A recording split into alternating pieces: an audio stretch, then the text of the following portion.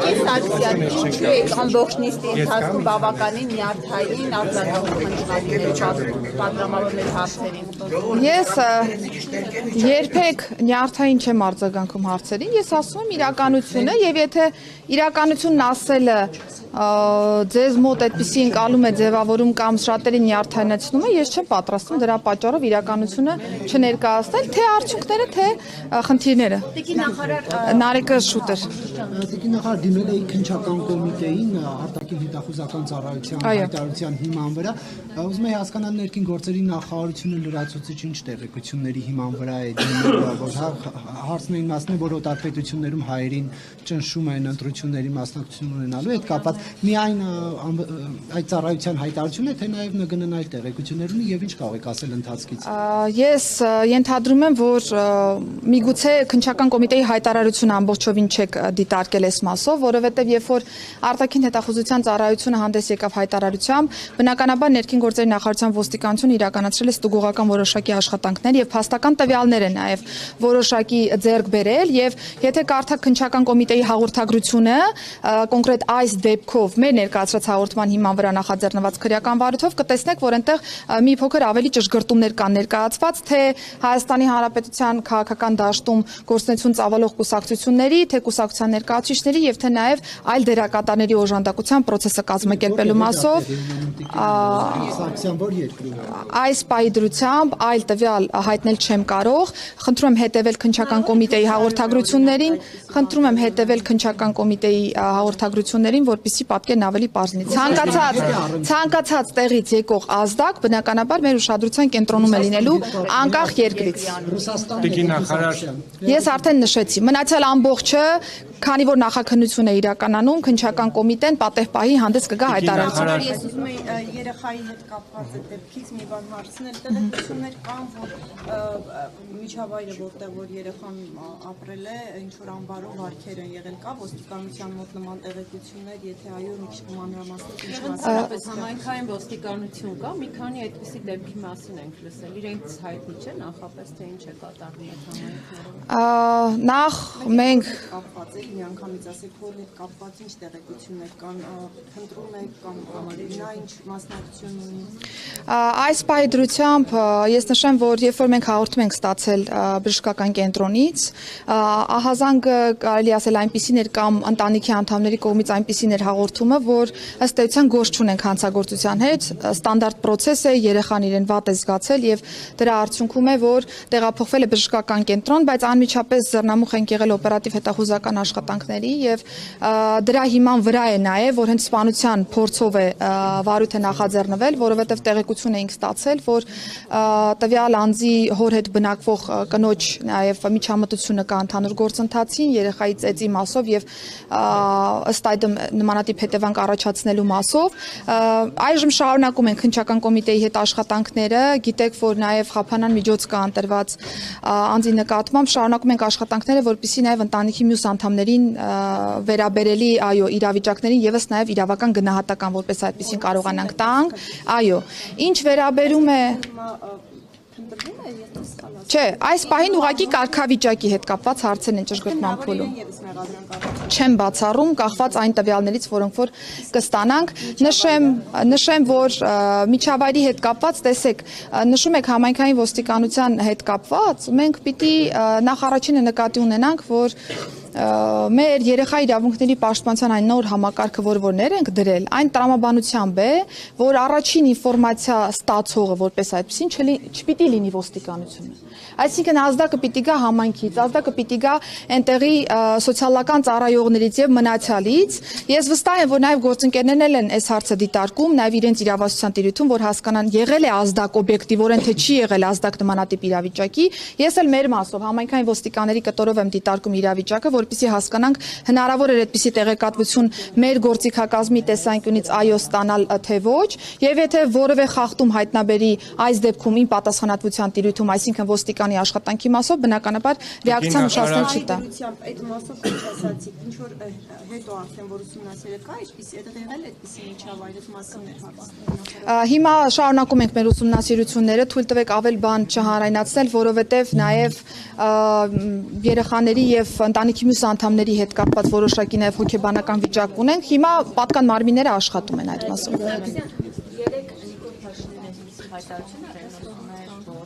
Հայաստանում կան ուժեր, որոնք պատերազմ են նախապատրաստում, մի որում ծանր հետևանքներով, քանի որ ՆԿՆ նաև ակտիվ այսպես հայտարարություններ ընտրություններից առաջ տարածում կուսակցությունների գործունեության վերաբերյալ, ինչ նկատի ուներ նա, ով է Հայաստանում ներքաղաքական դաշտում պատերազմ նախապատրաստում, ու արդյոք հենց սա չի այսպես հասարակության շրջանում խոճապ տարածում Հիտլերի պատերազմի օրինակ։ Որևէ խոճապի մասին խոսք չկա, վարչապետը փաստական առումով անդրադառնում է այն խոսույթին, որ ըստ էության կա այս պայծրությամբ քաղաքական դաշտում եւ քաղաքական արձագանք է նաև տալիս որպես երկրի ղեկավար եւ նշեմ, որ եթե այլ հանցագործության տարերի հետ կապված հարցեր առաջանան, բնականաբար ՆԳՆ-ն հանդես կգա հաղորդագրությամբ։ Կարծում եմ բոլորը հետևում եք լրատվական դաշտին եւ վստահ եք, որ շատ ուժեր, այնպիսի մտքեր եւ այնպիսի հայտարարություններ են նաև հնչեցնում, որոնք այո, հակադարձում են հաստատված խաղաղությանը եւ կարող է նմանատիպ քաղաքական ռեակցիա լինել եւ ինչը բնական է։ Այլ հարց։ Ես նշեցի, որ կա նմանատիպ ազդակ, վարչապետը տվել է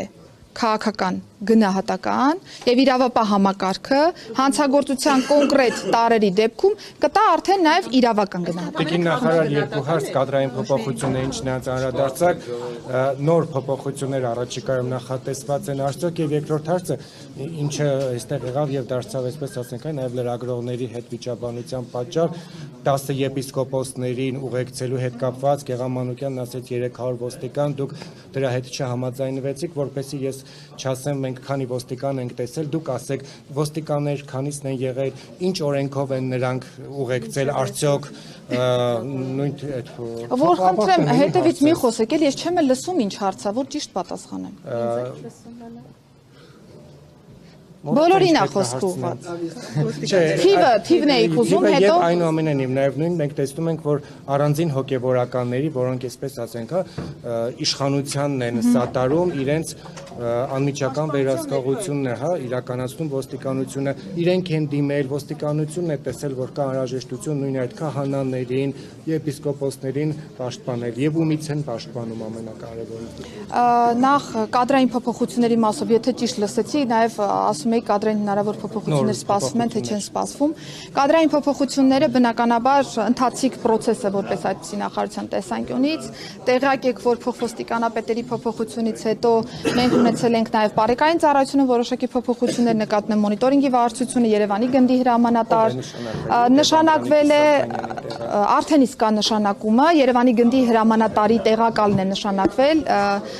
նախկինում հենց այդ պաշտոններ զբաղեցնում եւ գումարտակի հրամանատարներից մեկը նաև նշանակվել է գնդի հրամանատարի տեղակալ, այսինքն շատ սինխրոն տրամաբանական աճ են ունեցել, առաջխաղացում են ունեցել այս մասով, որովհետև մեր ռեֆորմների սկզբունքում էլ է դրված հենց այս մոտեցումը, որ եթե անձին կաշխատում է, եթե արժանի են, առաջխաղացում պիտի լինի անխուսափելի, ըստ այդմ իրականացրել ենք նշանակումները, փոփոխություններ միշտ եղել են, նախորդ օրերին էլ են եղել, առաջիկա օրերին էլ կամ շաբաթներին կամ ամիսներին էլ կլինի, իհարկե ըստ անհրաժեշտության, որովհետև եթե կարիքը չենք տեսնում կադրային փոփոխության, այդպիսի փոփոխություններ տեղի չեն ունենում եւ մենք չենք կատարում դրանք ուղղակի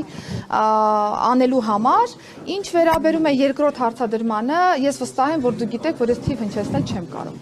որովհետև ոստիկանական աշխատանքի տեսանկյունից դա ծառայության կազմակերպման ընդհանուր կոմպոնենտ է եւ թվի պատկեր հնչեցնել չեմ կարող, բայց նշեցի, որ 300 ուղեկցման process-ի մասով տեղեկատվությունը չի համապատասխանում իրականությանը։ Դուք շատ լավ գիտեք այդ մասին, որովհետև դուք եք այնտեղ եղել, ձեզանից շատերը կամ այլ մեր սիրելի լրագրողներ այնտեղ են եղել եւ ոստիկանները,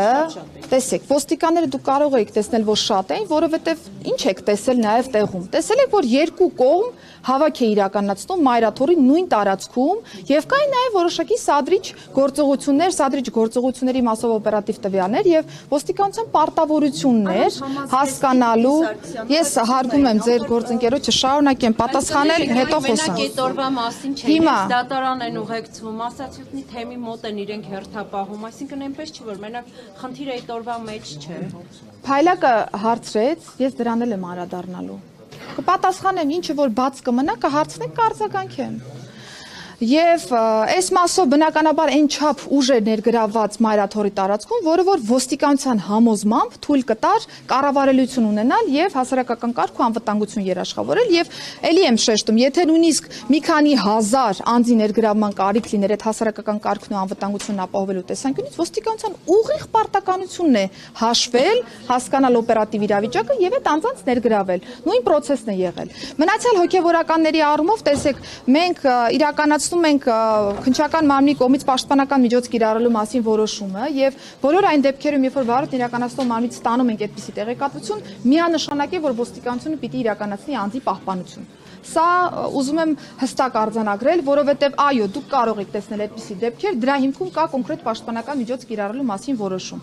Այն հատվածներում, որտեղ որ ենթադրենք դուք տեսնում եք հասարակական կարգի եւ պաշտպանության ապահովման, այսպես ասեմ, կարգախմբեր, նրանք այնտեղ են ելնելով իրենց բուն գործառույթից, հասարակական կարգ եւ անվտանգություն են երաշխավորում եւ ես նորից եմ առիթ ունեցել ասելու, որ տարբեր եկեղեցիների տարածքում այդ նույն պահպանությունը կա, տոն օրերին այդ նույն պահպանությունը կա, մեզ իհարկե ես հասկանում եմ օբյեկտիվորեն, որ ստանդարտ իրավիճակում պահպանության հարցերը այդքան զգայուն չեն լինում եւ մենք չենք բարձրաձայնում այդ մասին, բայց վստահեցնում եմ ձեզ, որ այն դեպքում, երբ հասարակական պաշտպանության համար նույն կերպ չի արձագանքում։ Չկա նման բան։ Չկա նման բան։ Չկա նման բան։ Որին գնացել էր համայնքային ներկայացուցիչը եւ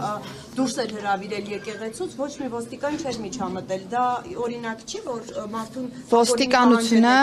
եւ ոստիկանությունը չի միջամտել։ Տեղում հասարակական կարգ եւ անվտանգություն է ապահովում, եթե որևէ անձ մտածում է, որ իր իրավունքները խախտվել են, բնականաբար կարող է կամ վերադաս վարչարարության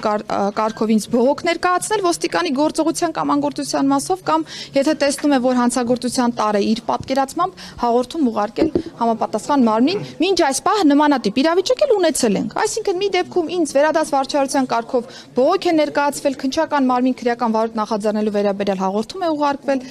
իրավական պետություն ենք, այդ process-ները պիտի ապահովենք, եթե որևէ մեկը մտածում է, որ իր իրավունքը խախտված է, բոլոր գործիքակազմերը ունի իրավունքի պաշտպանություն իրացնել։ Եկեղեցու իրավունքները դուք արդյոք պաշտպանում եք, ինչ եմ հարցնում Տիկին Սարգսյան, որովհետև եկեղեցում որոշում կայացվեց, որ նախկին Տեր Արամը պետք է թողնի եկեղեցին, բայց ոստիկանությունը կատարում է եկեղեցու արդեն մարմնի, որը կառույցի ունի ինքնավարություն, այդ եկեղեցու որոշումները կարող է կատարել, ինչու չի կատարում։ Ես հարցին անդրադարձել եմ,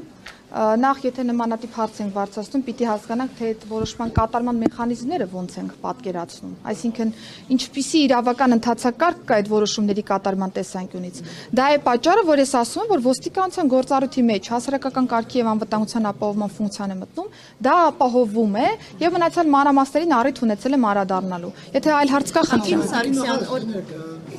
Թմրանյութերի հետ կապված է խոսում ներսում։ Կարծեմ 1 տարի առաջ կամ ավելի վաղ տարածվեց դպրոցներից մեկի հետ կապված, որ գնացել մանկասակ երեխաներին ինչ որ փոշի նման զանգված են բաժան Մղճյանի դպրոցներ։ Այո, Մղճյանի դպրոցներ։ Ինչ բացահայտվեց, ի վերջո այդ երեխաներին ինչ է տվել եւ եթե իրավապահները անդրադարձել են դրանք, խնդրեմ հա ասեք։ Տեսեք, շատ կարևոր հարց եք բարձրացնում Նարեկ ջան, որովհետեւ երբ որ ես տարբեր նաեւ դիտանկյուններից տարբեր հարցերի անդրադառնում եմ, տարբեր հարցադրումների անդրադառնում եմ, ինձ համար կարևոր է, որ երբ որ մենք առաջին ինֆորմացիան տալիս ենք, նաև մենք, երբ որ դեռ չգիտենք ամբողջ դետալները, որովհետև իրավապահ համակարգը տալիս է նախնական գնահատական իրավիճակին։ Մենք էլ կարող ենք ի սկզբանե վարույթ նախաձեռնել ոչ այն հանցակազմով, որ վերջնարդյունքում այդպես կշարունակի մնալ։ Ունենում ենք դեպքեր, սիրելի ներկաներ, որ պայմանական հարուցում ենք առողջությանը պատճառված վնասի հոդվածով, բայց պարզվում է, որ սպանության փորձի հետ գործ ունենք։ Այսինքն նախնական գնահատականները հետո կարող են փոխվել, բայց մենք այս դեպքում հետևողական ենք, որ վերջնական գնահատականներն էլ պատեհ պահի նաև հանրայնացնենք, որ ճիշտ լինի պատկերը։ Հիմա Մղճյանի դպրոցի մասով մենք սրա ուղիղ հակառակ իրավիճակ ունենք, որովհետև ի սկզբանե բոլորիս ասեմ, որ որևէ մեկը չմտածի ես ինչ որ ուղղորդված բան եմ ասում։ Բոլորիս մոտ այն ընկալումներ, որ այո, փոշենման զանգվածը թմրամիջոց է, ճիշտ է։ Ոչ մի այլ ընկալում չեք ունեցել։ Բայց բնականաբար այդ տրամաբանությամբ է վարույթը նախաձեռնվել, բայց հետո փորձաքննություն բնականաբար պիտի իրականացվի, իրավապահ համակարգը ստացել է փորձաքննության արդյունքը, պարզվել է, որ մենք թմրամիջոցի հետ գործ չունենք։ Փոշը նման սովորական սպիտակ զանգված է եղել, ոչ թմրամիջոց։ Ոչ մի վտանգավոր բան չի եղել, կարող եք դիմել քննչական կոմիտեն, եթե ճիշտ համարի այս պահի նախաքննության շրջանակներում կարող է փորձագիտական եզրակացության մասով ինֆորմացիան հավելյալ տրամադրել։ Բայց ես ինչի եմ ուզում սա ասել։ Ինչի եմ ուզում սա ասել, որովհետև ստացվում է, որ մենք մի ընտանիքի երեխայի ի սկզբանե ասում ենք, որ դու թմրամոլ ես, կամ դու ստիպել ես որևէ այլ ընտանիքի երեխայի թմրամիջոց օգտագործել, շանտաժ ես արել դրա համար, բայց վերջում պարզվում է, որ թմրամիջոց չի եղել։ Իհարկե իրադարձությունը բացասական է, այսինքն ոչ մեկ չի անդրադառնում իրավիճակին եւ ասում, որ ամեն ինչ նորմալ է, եթե թմրամիջոց չի։ Ոչ։ Իրավիճակը անընդունելի է, բայց տեսեք, մենք արդեն պիտակավորել ենք այդ երեխաներին մեր խոսույթով։ Ես ուզում եմ, որ մենք բոլորս ավելի հոգատար լինենք մեր խոսույթի նկատմամբ, մեր անչափահասների նկատմամբ, եւ եթե կա տվյալ, որ դա թմրամիջոց չի, մենք ունենանք այդ մոտեցումը, որ բարձրաձայնենք այդ դեպքի մասին։ Որևէ մեկը չի ասում իրավիճակը չի եղել, բայց պիտի իրերը կոչենք իրենց անուններով, որովհետև պատկերացնում եք հատկապես մարզային հատվածներում ինչպիսի ընկալումներ կան, ինչպիսի կարծրատիպեր կան, որոնք որ դեռ մեզ շատ ջանք ու եռանդ է պետք որ փոփոխենք այդ ամբողջը։ Մեղավորություն չունի, որովհետև կոնկրետ լրատվամիջոց դեպքը դեռ չեղած, շատ մանրամասն ցնցող վերնագրերով արդեն բացահայտում է այդ ամենը եւ դա ոստիկանությունն է տալիս այդ ինֆորմացիան, որովհետև տվյալ անձը Երևանում չի կարող այդ մանրամասներով իմանալ, որտեղ է աշխատում, բարեկամն է եւ չհրապարակի, այսինքն դուք եւս ձեր կառույցը եւս չի նպաստում, որ դա կանխվի, դուք ես ասում։ Ես երբեք չեմ հերքել այն մասը, որ ոստիկանները կարող են ոչ պատշաճ խողովակով ինֆորմացիան հասանելի դարձնել առանց որևէ ինչ-որ դիտավորության։ Դա է պատճառը, որ ներքին անվտանգության եւ հակակոռուպցիոն վարչությունում բազմաթիվ են ծառայողական քննությունները, որոնցով որ մենք առերևույթ տվյալ ունենք, որ մեր աշխատակցի միջամտության արդյունքում է տվյալը հասանելի դարձել լրագրողական համայնքին, բայց նորից եմ ուզում շեշտել, որ հետո չխեղաթյուրվի միտքը։ Լրագրողական համայնքին տեղեկատվությունը պիտի հասանելի դառնա, բայց պատշաճ խողովակի արդյունքներով եւ պատշաճ նաեւ չափաբաժնով, որպեսզի նաեւ անձի իրավունքների հետ կապված խնդիրներ չունենան։ Իմ մամլո խոսնակը միշտ հասանելի է, ցանկացած տեղեկատվություն տվյալ պահին, եթե շնորհակալություն, որ հաստատեցիք, եթե կարիքը կա, անմիջապես կտրամադրի, բայց ոչ պատշաճ խողովակով տեղեկատվության հանրայնացումը շատ բացասական կոմպոնենտ կարող է իր մեջ պարունակել։ Բայց ես նաև փաստեմ, որ մենք ունեցել ենք ուսումնասիրություններ, երբ որ ոստիկանի կողմից չի եղել տեղեկատվության փոխանցումը։ Ունենում ենք իրավիճակ, որ հարևանները, բարեկամները տեղեկատվությունը փոխանցում են լրագրողական համայնքին եւ ինֆորմացիան արդեն յուրաքանչյուրս մեր ընկալումների տիրույթում ենք իհարկե հանրայնացնում, բայց առիթից օգտվելով ուզում եմ ասել, որ հատկապես լրագրողական տիրույթում մենք ուզում եմ, որ շատ ուշադրություն դարձնենք հատկապես խոցելի խմբերին, որովհետև իրենց հետ կապված ցանկացած տվյալի հանրայնացում, նույնիսկ 100% ճշմարտությունը հետագայում դժվարություններ է առաջացնում նրանց տվյալ համայնքում բնակվելը շարունակելու համար, նրանց պիտակավորման համար, դրա համար ուղղակի հորդորում եմ, որ բոլորս զգույշ լինենք։ Հարցնել կրկին Մայրաթորի այդ հայտնի ակցիայի օրը, որոնք հոգևորականներն էին հրավիրել, տեղ ունեցածին, ես ուզում եմ կոնկրետ մի դրվագի դուք անդրադառնաք, երբ որ հոգևորականներին, ովքեր ակցիային հրավիրել, ուղեկցում էին անձինք, որոնց մեջ նաև հետո ինչպես բանվեց ոստիկաններ եւս եղել են իրավապահ համակարգի։ Իսկ ով պարզեց, որ ոստիկաններ են եղել։ Այսինքն այդ ուղեկցողները, որոնք ուղեկցում էին, չէ, դուք այսինքն պնդում եք, որ չեն եղել ուղեկցողների մեջ ոստիկաններ, տիկին նախարար։ Ես պնդում եմ, որ տարածքում կարող են լինել քաղաքացիական հագուստ կրող քրեական ոստիկանության ներկայացուցիչներ, բայց ոչ այն պնդմամբ, ինչ որ դուք ներկայացնում եք։ Շղթայի մեջ չեն եղել, մեկին նույնականացրել են այդ շղթայի մեջ քաղաքացիական հագուստով, հետո այլտեղ ոստիկանություն։ Թե քաղաքացիական անձինք ոստիկանությունում եւ թե նաեւ ոստիկանության մյուս ներկայացուցիչները ոստիկաններ են, որովհետեւ օպերատիվ աշխատողները հնարավորություն ունեն քաղաքացիական համազգեստ կրելու եւ իրենք տեղում են հասարակական կարգ եւ անվտանգություն ապահովելու տրամաբանության մեջ։ Համազգեստով չէին։ Ես նշեցի արդեն, օրենքով թույլատրվում է եւ կարող եք տարածքում նույնիսկ ոչ Մայրաթորը տիկին նախարար իրենք ակցիա էին հրավիրել։ Հասարակական կարգ եւ անվտանգություն ապահովելը չի ենթադրում միայն շղթա կազմել եւ հսկել ինչ-որ մի process։ Տարբեր մեթոդներ կան, տարբեր եղանակներ կան եւ Հարգելի գործընկերներ, արձագանքում եմ ու փակենք այս թեման, որովհետև նույն հարցերն են, ես նույն պատասխաններն եմ ասելու, ոչ մի լրացուցիչ նոր բան ես չեմ ասելու, ոչ մի բան ինձանից չեք կորզելու, որովհետև ոչ մի նորություն չկա։ Արդեն նշեցի, որ տեղում Մայրաթորում ոստիկանությունը հասարակական կարգ եւ անվտանգություն է ապահովել եւ ապահովել է պատշաճ կերպով, եթե որևէ անձ գտնում է, որ մեթոդը, եղանակը կամ այլ հարցեր, որոնք որ առնչվել են իր իրավունքներին, ես ասեցի, հասարակական կարգի եւ անվտանգության ապահովման ֆունկցիան են ապահովել։ Եթե որևէ մեկը գտնում է, որ իր իրավունքների հետ կապված խնդիր կա, կարող է դիմել նախարարություն կամ քննչական հարցը վերջ։ Եթե այլ հետաքրքիր հարցեր ունեք, Աջակցի հայտնի իրադարձություններից հետո անմիջապես ձեր մի բան խնդրեմ, էլի ուղղակի կլինի մի քիչ առաջ գնանք, որովհետև ինձ շատ եք։ Ես բոլոր հարցերին պատասխանելու եմ։ Նենց որ խնդիր չկա։ Հայտնի իրադարձություններից հետո ձեր 3 տեղականներ անմիջապես ազատվեցին աշխատանքից։ Արդյոք միայն 3-ն էին մեղավոր այդ ամենում, որովհետև եթե ձեր տեղականներ 3 առնվազն աշխատանքից ազատվում, նշանակում է ձեր մեղքի բաժինն էլ կար։ Ինչու ձեզ որևէ ձևով